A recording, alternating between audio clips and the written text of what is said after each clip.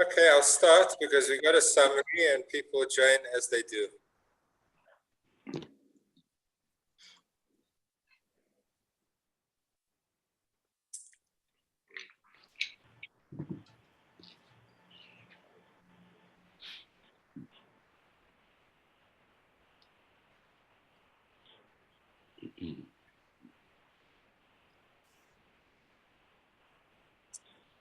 Okay, so the portion this week is called Chayai Sarah, which literally means the life of Sarah. And that is intriguing because the first opening verses begin with the words, Atama Sarah, and Sarah passed away. We'll come back to that point, that the irony in calling the portion the life of Sarah, which actually deals with her passing. She died at the age of 127 years. Avram then wished to purchase a place for burial. That is Cave HaMachpelah, which is in Hebron today, revered by both the Jewish faith and the Muslim faith. And he purchased it from Ephron the Hittite. There was a whole negotiation that followed Ephron's supposedly very generous offer to say, no, you're a great man, Abraham. I don't want to take a cent from you. Kenny, I'm just going to try. Give me one.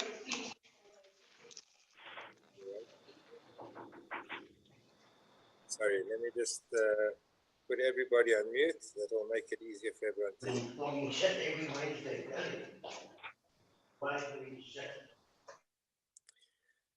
Okay, so now it's going to be much more quiet.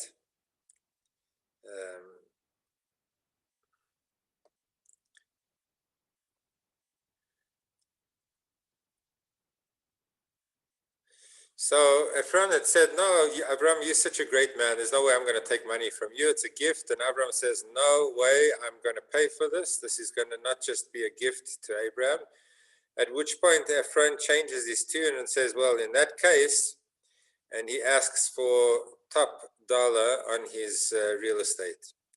And the 400 premium silvers of coin, which was a huge fortune, was paid for Marat HaMachpelah. He buries Sarah there. It was destined to become the burial place of a number of our forefathers and matriarchs. Avram then instructs a completely change of subject. Avram instructs his servant, faithful servant Eliezer, to go and find a suitable wife for his son Yitzchak. He says specifically, not from the land of Canaan, which had people that were of very bad character, but rather to my home place and the land that I came from, even though that too had its own problems. It was a place filled with idolatry.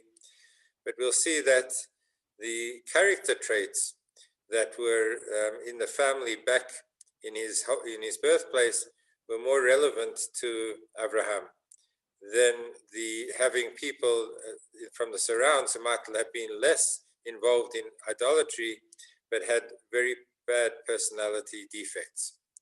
Eliezer takes an oath and he says that he'll go to Aram and he'll find a wife for Yitzchak, and he would not take anyone from the local surroundings. By evening, miraculously, Eliezer finishes this very long journey in a day, miraculously, and he's standing at the city's well and he prays to Hashem and he says, help me fulfill my mission to find the right woman for my master Abraham's son Yitzchak.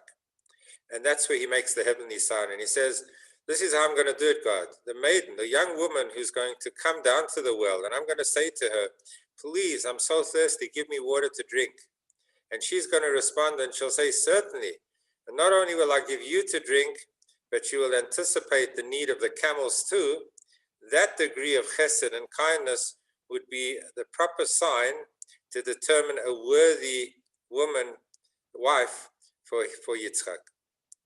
And in fact, she comes down to, suddenly Rivka comes down to the well, and she's exactly that. She, exactly as the sign was requested from Hashem, she comes down, he says, please give me water. And she says, not only for you, but let me give water to the camels as well. She was related to Avram, his great niece. Then Rivka's brother Lavan runs out to greet the servant. The Midrash tells us that he saw the money, he saw all the wealth that Eliezer had brought from Abraham, and he was very, very impressed with this possible union. He saw all the physical benefits. He invites Eliezer to stay the night. Eliezer says, I have a mission, I have a purpose. He tells the whole story. There's a very strange repetition in this week's portion where the whole story in all of its details is told, exactly what Eliezer thought and what he said and how God responded to him. And then the whole story is repeated once again as he tells Lavan exactly what happened at the well. A very great portion of this week's reading relates to that story told twice to us. That in itself is a message, which we'll come back to. So Rivka's family readily agrees to the match. They say this is divinely ordained, and they consented to the marriage. Eliezer and Rivka, obviously with her agreement, they travel back to Yitzchak, and Yitzchak married her, and he loved her. And he finally was consoled regarding the loss of his mother, which happened at the beginning of this week's reading. So we see how life moved on as he was able to start building his own family. Then we veer into a new subject. Abraham remarries. The Midrash says was actually remarrying Hagar. He fathers a number of different children. And then before his death, Abraham says, I want to give gifts to all of my children. But then they were sent on their merry way. But he bequeathed all of his fortune, spiritual and physical, to his son Yitzchak. Then Abraham passes away at the age of 175, where both Abraham and Sarah are passing away in this week's portion. And he was buried by Yitzchak and Ishmael, who we're told did teshuvah, and he was involved in the burial of his father in the cave of Machpelah next to Sarah. So the first set of matriarch and patriarch, Abraham and Sarah, are laid to rest. And then we move into Ishmael's progeny and the fact that he passed away at the age of 137. That is basically what this portion talks about. And let's try and derive a number of messages for life that we can take from this week's portion. So the way that the Torah tells us that Sarah lived 127 years, it doesn't say, and Sarah lived 127 years. It says she lived 100 years, and 20 years, and 7 years, which mathematically we can work out to mean 127. Rashi and the Midrash stop to say, why would the Torah present the 127 years in segments of 100 and 20 and 7?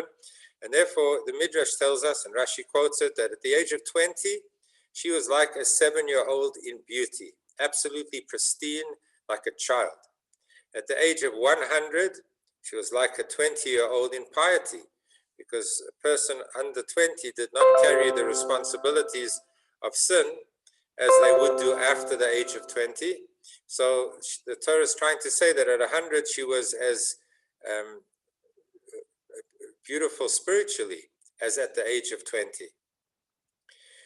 So we have the different segments of her life being compared, and then there's a different opinion how we do that. The Midrash continues to say, Kulam Shavin Latova.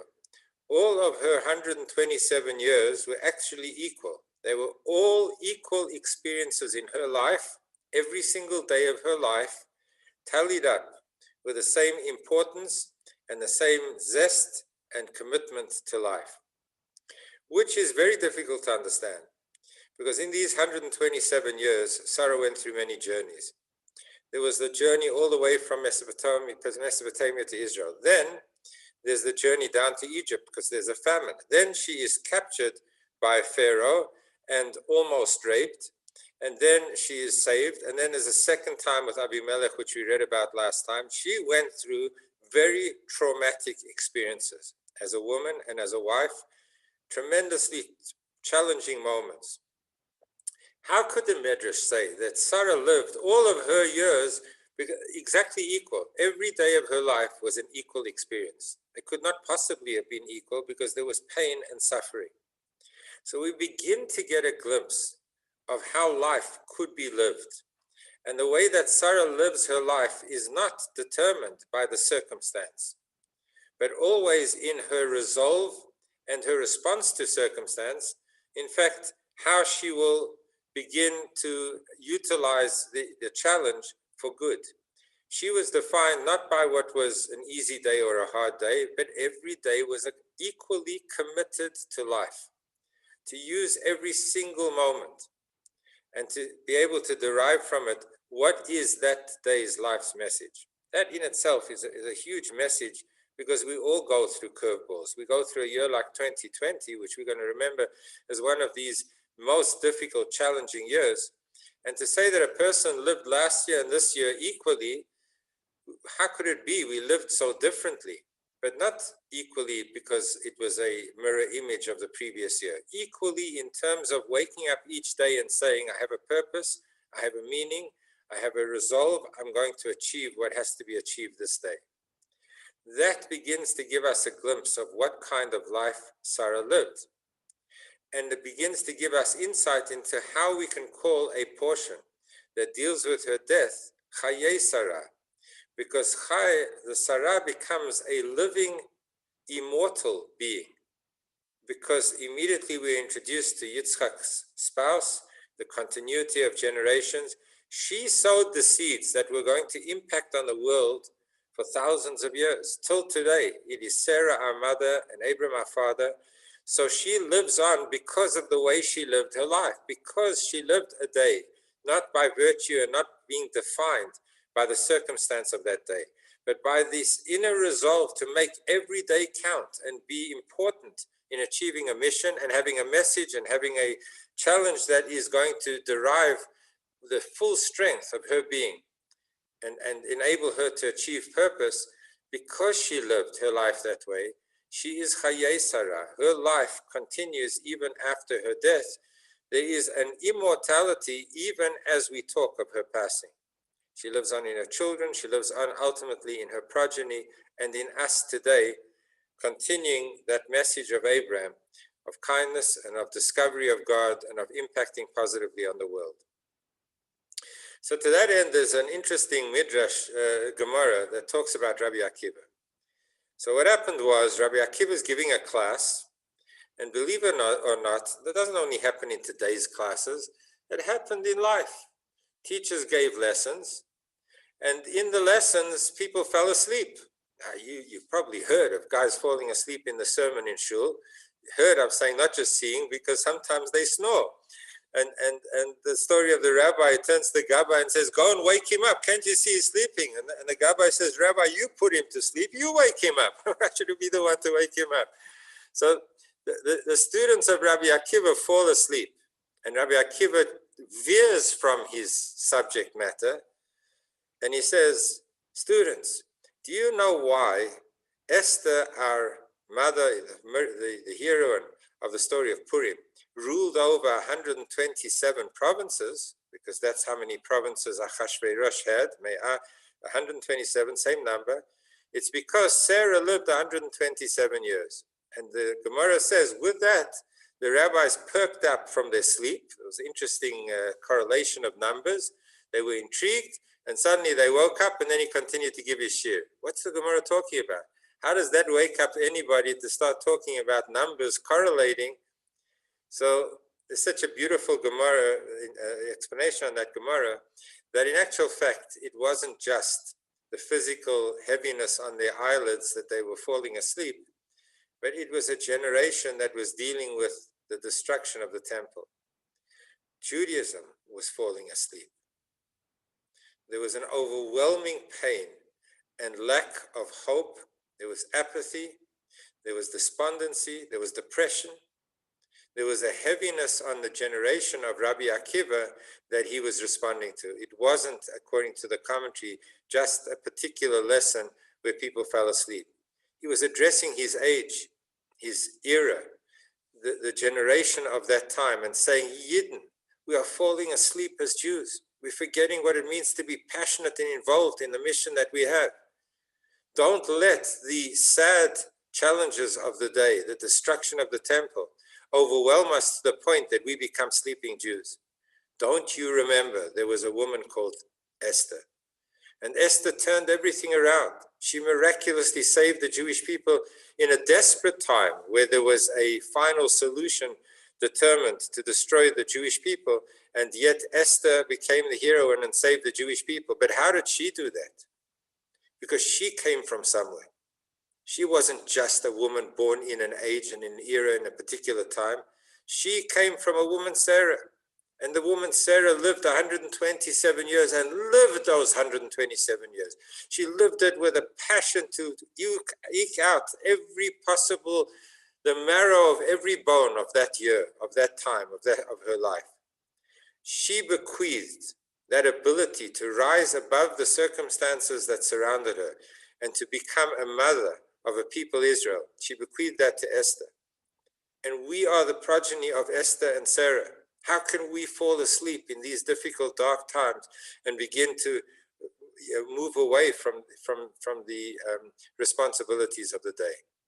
And with that, they woke up, not just that they woke up because they were sleeping, they were inspired to carry on living in spite of the pain and the challenges of the day. And that speaks to all of us, because we live in a time right now that is very challenging and very difficult and has been very painful. And we cannot simply belly up and say that we are a product of what has happened to us this year. We are who we are, and how we respond and how we derive from these days the ability to transform the difficulties into opportunities and the weaknesses into personal growth and strength. That is up to us.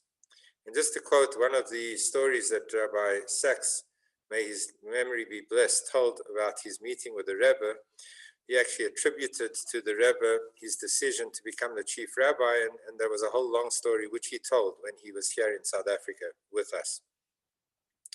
And he said to the Rebbe, asked him, he asked a number of questions which he was posing to a number of different Jewish leaders at the time, rabbinical figures. And when he had finished asking the Rebbe a whole lot of questions, the Rebbe says, well, I have a few questions for you. What is the Jewish population in Cambridge? And what are you doing to ensure that the Jewish population in Cambridge are keeping kosher? This was like, he had no intention of being a rabbi. He was studying philosophy and he was embarking on a journey of his own. So he started, he says, responding to the Rebbe, in the circumstances in which I find myself. And the Rebbe stopped him and he said, a Jew does not ever find himself in a circumstance. He's making the circumstance. He's responding to circumstance. He's utilizing the circumstance. We are not the end product of a circumstance. And like it stopped Rabbi Sachs in his tracks. And then the conversation continued where the Rebbe said, there's so much I have to ask of you because you can impact so largely on the university. And that was in Rabbi Sachs's story, as he told it over here and numerous times since, a journey that he began assuming the responsibility of leadership. So Rabbi Akiva was not just talking to sleeping students, he was talking to a generation that was overwhelmed and had the ability to breathe new life into his students. That was the story of Rabbi Akiva and the 127. So Abraham came, Vayavo Avraham lispod l'Sarah v'livkota. And Abraham came to mourn for Sarah and to cry. Says the Midrash, where did he come from? He had just come from the storyline of the end of last week's portion from Mount Moriah, where he had almost sacrificed his son. And the Midrash says that Sarah actually died of grief over the binding of Yitzchak. It says that the Satan came to her and said, your son is dead, Nelly. Or he somehow presented to her what almost happened as a fact, and she was overwhelmed, and she passed on just from that. So it is a connection between what happened just at the end of last portion, and Abraham came from that episode, almost sacrificing his son, to losing his wife a step further. Now, Abraham describes himself. He said, I am Geir v'toshav, ani b'tochem. I am, he says to the sons of Chet, the people who owned the cave of Machpelah, which he was about to purchase. He says, I am a resident and I am a stranger. Now, a stranger is not a resident and a resident is not a stranger. Abraham says, I'm both. I am a stranger and I'm a resident. And the commentaries explain that he said to the children of Chet, I will come either as a stranger to purchase this, and if you really get in my way, then I'm going to show you the card that I'm actually the owner of this land by the divine decree. I'm a resident. But let's go a little bit deeper. The Rebbe explains that every Jew is a resident and a stranger. A Jew is a resident in a world in keeping with the Jew's mission to make this a dwelling place for Hashem. So we have to be resident. We have to take ownership and responsibility and live in the environment that we are placed into. We have to make it a dwelling place for Hashem, so we have to reside there. We have to be a real inhabitant of the space that God has given us. And at the same time, a Jew always feels a stranger in a material world. This isn't his real world. This isn't her real world. His true home is a world of holiness and godliness. So we thereby maintain the spiritual vision and integrity required to elevate it and sanctify it as an abode to divine presence. Meaning that if we became so resident in a physical world that it became our total reality, we'd be consumed by it. If we remained a stranger, hovering over the physical responsibilities and never really integrating it into our life, we'd hardly affect it. We have to be both. We have to be a resident and we have to be a stranger. Like oil, that always, no matter how much you desire to mix it with the water in the test tube or in the dish, no matter how much you attempt to mix it, the water always rises to the top. It's connected, but it's somehow not completely integrated. And that is our place in this world. We have a responsibility to make our home where we are, to become involved, to get our fingers into the duties and responsibilities, and to become part and parcel of society that we have been placed in, so that we can affect it. But at the same time, we cannot possibly get so involved, feel so at home, that we forget that we're actually a stranger in this world. Our real world is a world that is infused with religious fervor, with spiritual goals, with an inspiration that is of a different order. We are both part of the physical world, and at the same time, we are a stranger to it. We need to be both. Quite a challenge, but this is what Abraham sets as the task. Now, what's interesting is that if you look through Torah, there's 3 places where, although the areas could have been a gift and could have somehow been an entitlement of Abraham or whoever it was, the Jew at the time, on each of these occasions, the Torah goes to great length to tell us that it was purchased. As the Talmud says in the tractate of Baba Metzia, Rabbi Eliezer says, the righteous promise little. Sorry, what I was saying before is the next slide. This slide is about what we say and what we do, and the contrast. Remember, we always say that in instruction, the instruction or the message is always enhanced by the method of contrast. When it comes to Avram, what he does, he promised his guests what? Remember the 3 Arabs that came through the desert last week when he's recuperating from his circumcision, and he runs out to meet them and to bring them into his home and to feed them. But all he promised them was, I will give you bread. Instead of giving them bread, what does he bring them? Tongue and mustard and delicacies. He rushed to give them an absolute banquet fit for a king. You see, Abraham promises little, but he does an immense amount more. That was Abraham. When it comes to the people of Chet, Ephron, he promises a lot. I'll give it to you for free. I'm not going to take money from you. How can I take money from such an important person? But as soon as Abraham made it clear that he wanted to pay, then he kicks in with a huge bill, 400 pieces of silver. So the Gemara in Baba Basra says this is a contrast of how people behave.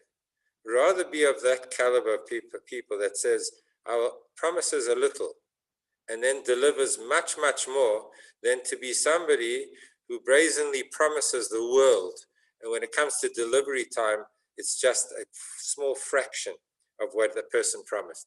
That is a challenge, to rather speak of a small amount and do a lot than to speak about a large amount and do just a tiny amount. That's the message that the Gemara takes out of this story.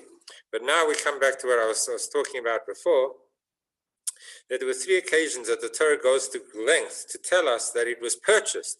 The ownership came through actual purchase. It was Abraham when it came to the cave of Machpelah, it gives to Ephron the 400 pieces of silver.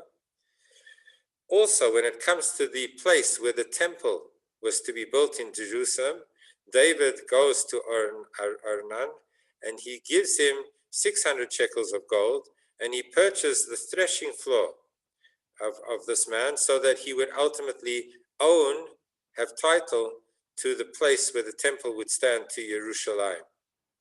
The third area in the Torah is Jacob bought a parcel of land at Shechem, and he paid 100 pieces of silver. Shechem is Nablus, which is in Israel today, and it's interesting that so many years later there's a claim to Jerusalem that it doesn't belong to the Jewish people. There's a claim that Hebron, which is where the Ma'arat HaMachpelah, this cave, burial cave, the question is, why are the Jews there at all? They shouldn't be in Hebron. It in fact belongs to our cousins, to the Arabs. And in Shechem, which is where Joseph is buried, again, there's a whole challenge to Jewish ownership and entitlement to that land. And each of these places, ironically, are places that the Torah specifically tells us that we bought it, that we purchased it, that we paid. And that's the story of history. Very often, even that which is so clear to us that there's title and ownership, and the world refuses to accept it. Now the Zohar says something which we had touched on earlier when we spoke about Sarah. It says, Abraham Zakein, Ba Bayamim. Abraham became old. He came along in days. Ba Bayamim. He came with his days. What does that mean? He was old. Why does it have to say he came with his days? So the Zohar says that when Abraham aged, he did not merely pass through the days of his life. He accumulated each and every day. He brought it with him. Each day was fully utilized so that they were fully possessed by him. He owned each day of his life. He didn't cast it aside and say, well, that's the past and it's irrelevant. He held onto and treasured each opportunity in life, which he had maximized on and capitalized on. And therefore, this theme of Chayai, a Sedra that has life in its name, and a name so often reflects the overall content of it. And here we have the loss of life, the loss of Abraham and the loss of Sarah, two magnificent matriarch of our people. And it's called life because they brought their days with them and they immortalized their life by living each day to the fullest and ensuring that there would be continuity as a result. And they live on in their seed and in their children. Here we have an interesting reference to the land or to God. And it says, I will make you swear, Abraham says to his servant Eliezer, I'll make you swear by Hashem, God of the heaven and God of the earth. So this verse describes God as the God of the heaven and the earth. Further on, just a few verses later, he says, and God, the God of heaven, who took me from my father's house. So that's a glaring change of detail that warrants some kind of insight. Why is God described in the verse relating to the present, the God of heaven and earth? And when he reflects back to the time that he left his father's house, he just refers to God as God of the heaven. So the Rashi explains that now that I've made his name familiar in the mouths of his creatures, he is God not only in heaven. He is now God in heaven and on earth. It was Abraham's duty and privilege and responsibility and achievement to make God not only a God hidden in a heaven, but God found and relevant and part and parcel of people's lives here below in earth. And that is an actual instruction to each and every one of us in our relationship with God. It is our duty and privilege to make a God who is in heaven, the God who is in heaven and earth. How does God become the God of earth? Sure, surely he created it, so he's the God. But how is he seen as the God, even on earth? It's by virtue of our efforts and our involvement and our commitment and our sharing and impact on people around us, that God is not relegated to the heaven. He's not only known by the angels in heaven. He's known and embraced and believed in by people here on earth. That is the achievement of Abraham. And the subtle change of wording is, when I left my father's house, you were the God in heaven, the unseen God. People laughed at me because how can you worship a God that you cannot touch and feel and see with your flesh eyes? That was the scenario when I left my father's home. But today, now, says Abraham to his servant, the God of heaven and earth, because it is our duty and responsibility to make God's name felt and known and relevant in the physical world. And there are leaders and there are people that actually achieve that in such a tangible way. We keep referring back to Rabbi Sachs because this is a week in which we lost such a leader of Am Yisrael. But Rabbi Sachs was able to make an impression on people, to affect belief in so many people of all different faiths. He brought them to understand the spiritual dimension and the commitment to that which is godly. A God who was previously relegated to a far and distant place of the unseen became very seen and very relevant and very involved in people's lives here below. And all of these messages about how Abraham conducted his life is what he bequeathed to us to fulfill our lives in a similar fashion, to make sure that we make God not only the God of heaven, but the God of earth as well. Now, this is an interesting exercise in psychology, human psychology. There is a word in Hebrew which is perhaps, and the word in Hebrew is ulai. Ulai means perhaps. And the servant Eliezer, who is entrusted with this huge mission to find the right wife for his master Abraham's son Yitzchak, turns to Abraham and he says, fine, I'm going to go there on my mission. I'm going to speak to the people on the other side, but certain things are not completely in my hands. Ulai lo soiveha isha loleches imadi. Maybe, perhaps, the woman is not going to want to follow me. So how can I make an oath that I'm going to bring a woman, a wife for your son Yitzchak? I can do everything in my power, but certain things are beyond my power. Maybe she's not going to want to come. And Abraham answered, which was certainly the obvious reality. He says, if the woman does not want to come, then then you will be freed and cleansed from this oath. This oath is about what you can do. If there are circumstances that are beyond what you can do, for example, she doesn't want to come, then obviously I'm not going to hold you accountable. But I'm going into the word ulai. Ulai is spelled Aleph, Vav, Lamed, Yud. Ulai. So the way it is spelled in the Torah is it's spelled without the Vav. And without the Vav, the word ulai spells another Hebrew word, which is Eli. Eli means to me, to me. So what Eliezer was saying to Avram was, what about to me? Isn't there a possibility to me? Because he himself had a daughter. And Eliezer was saying to Abraham, yes, you're sending me on a mission, but ulai lo saveh, maybe that woman over there won't want to come. And he fits into this a hint with the word ulai, Eli. Eli means to me. Abraham, what about to me? What about the shidduch? Come on, isn't there a much closer to home possibility of a daughter, of a wife for your son Yitzchak in me, this dutiful servant of Abraham? What about my daughter? So there's just an interesting personal motive and agenda that Eliezer had, that he communicated subtly in the word ulai. Perhaps that woman won't want to come.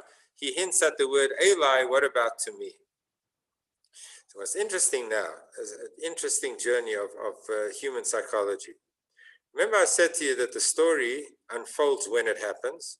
Eliezer actually wrote the story, and Eliezer came to the well, and then he said to God, if there's a woman who comes out and she's kind, then she'll be the woman.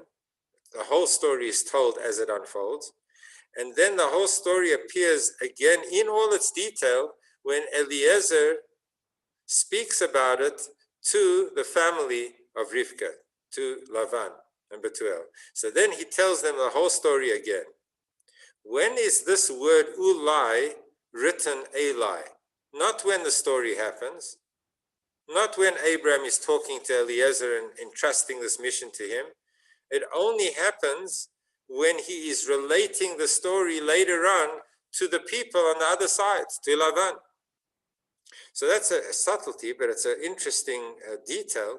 Why, if this is what Eliezer is hinting at when he's talking to Avram, why is the word ulai not written without the vav when he's actually talking to Avram? It's only written without the vav when he's relating to the other family what had happened when he was speaking to Avram. Surely the opportune time to speak about this hint was when he was talking to Abraham, not when he was relating what happened. That was the moment that he was hoping to impress on Abraham. So the commentaries speak about a great depth of understanding of human psychology. And that is that often we have motives, we have agendas, we have just beneath the surface self-serving thoughts. And the trouble is we have not the foggiest. We actually don't even know that that is what's going on in our own minds. It is so subconscious, it is so deeply embedded in the inner psyche of the human being that we don't even know that that is what we're thinking. Eliezer himself didn't know when he was talking to Abraham that he had this inner dream that he had hoped would be realized. When did it emerge? When he finally meets the woman. Now it's an impossibility that his own daughter could be the bride. There's now a bride clearly here, ready to go home with him to Abraham and to marry Yitzchak. Now suddenly, when it is beyond his grasp, beyond his reach, and it's no longer relevant, it emerges to him. He suddenly psychoanalyzes himself. And he realizes, when I said the word, perhaps, to my master Avram, what I was really meaning was maybe to me. Not Ulai, but Eli. But when does he realize it? He realizes it down the road. And what this is telling us, and the rabbis are speaking about a very deep understanding of human psychology, that often we think we know ourselves so well. We think we know exactly why we're saying what we say, and what drives us, and what is our motivation, and we think we have clear guidelines as to what's making me think the way I'm thinking. And sometimes it takes years to have a retrospective analysis of why we did things years ago, to understand that in actual fact we were driven by inner motives and by inner emotions that weren't as obvious at the time. So this is a message to us about often when we say it's not about the money, it's about the principle, or it's not about, and we clearly think that what is driving us is maybe a religious and positive and a very important motivation to go forward. And we really believe it. But it takes a retrospective look at ourselves when we're no longer so subjectively involved, to be able to have the objectivity to look at ourselves and to say, you know what, maybe it wasn't so pious at the time, or maybe it wasn't the real reason that I was pursuing what I was pursuing. There was an inner mission and an inner purpose, which only then we come to realize.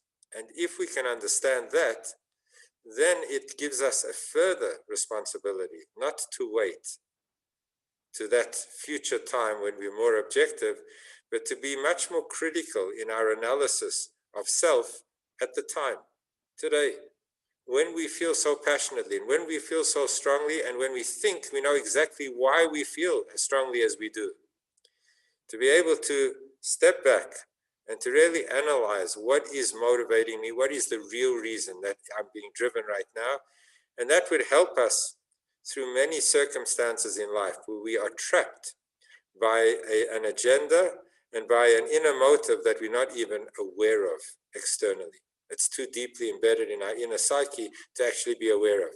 But to have the maturity and responsibility to step back when we are feeling so passionately about what it is in our relationships, in dealing with a husband, with a wife, with a child. Sometimes we think we know exactly why it is we're so passionately determined to achieve a goal. But to be able to step back and say, well, maybe there's actually something self-serving. Maybe I actually have a deeper inner reason that's driving me, which I'm not so aware of, and I should be more aware of. An interesting insight into human psychology. So this is Eliezer and his daughter. We're now, where's my mouse? Come back. This is just a very simple insight into, but a very important one relating to kindness, because that's one of the big themes that we're seeing over here. The kindness of Rivka, that she not only gave a thirsty man to drink at his request, but she anticipates need. The real kindness that we can do for one another is not only to respond when they cry out for help, but to anticipate a need before it's actually stated.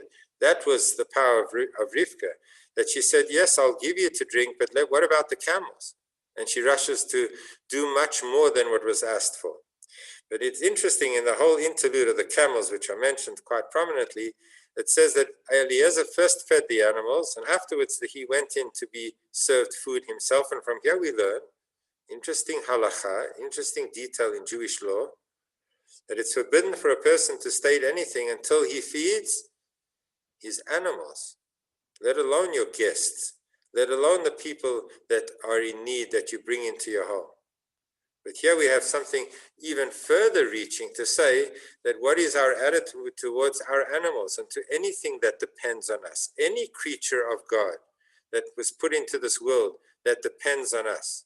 It's not about me first. It's about me looking around and saying, what is the need around me, even to the animals? And only then do we eat. And this becomes a law in Shulchan Aruch, that a person should not sit down to eat until he's taken care of his livestock and his animals, so that they're not waiting in hunger for us to complete our indulging meal. It then tells us that Eliezer takes jewelry, and amongst the jewelry was a ring. This is the forerunner of presenting a ring at the chuppah. This is, after all, the first shidduch. Yes, Abraham had married Sarah, but the first arranged marriage was for Yitzchak and with Rebecca. And we have this custom of giving a gold ring, and then it emphasizes that it weighed how much? Half a shekel. So this half a shekel correlates with a gift that each Jew gave to the temple in subsequent times, and the responsibility was to give not just any amount, and not a whole shekel, which would be a more complete gift, but to give specifically a half shekel. And this is a whole subject in its own right, but to touch on it maybe just too briefly, that there is something about the half. In fact, Hasidim used to say that there's nothing as whole as a broken heart. Like an oxymoron. A heart that is whole, that is smug, that is self-contained, is not a good place for a heart to be. A heart has to be yearning. A heart has to feel that there's something missing, that is in need to be supplemented. And that is how our relationship with God is defined when we gave a half shekel to the temple.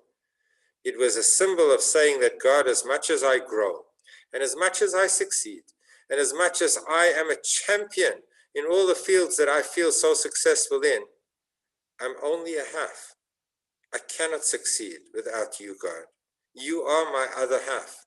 I am so interwoven with your presence that I'm only a half in the bigger picture. And that same theme is carried through over here. Well, this precedes it, but it correlates with that theme, that in marriage, the first marriage that we have details recorded in the Torah about this marriage between Isaac and Rivka, the first gift was a ring. A ring represents wholeness, completeness. There's no beginning and end. It represents eternity, like an eternity ring. But it weighed half the shekel, because in marriage, there has to be a feeling that I am just a half. It's not about me, and not even about me and how much I can do for and to my partner. It's to realize that I'm only a half. half a soul. Without my partner, I am only a half. The wholeness is only achieved by both of us together. That is the love, devotion, and commitment that needs to be. Recently, I had the unfortunate responsibility to do the funeral of Dr. Neifeld, who was a very well-known doctor in the city, obstetrician, and delivered many, many children, particularly in the 70s and 80s, earlier than that. He was married to his wife for 70 years. I'd never, ever met anybody who'd been married for 70 years. That is how lifetimes together are meant to be. Commitment, devotion, absolutely beyond what is trendy or self-serving or what is fulfills me for the moment.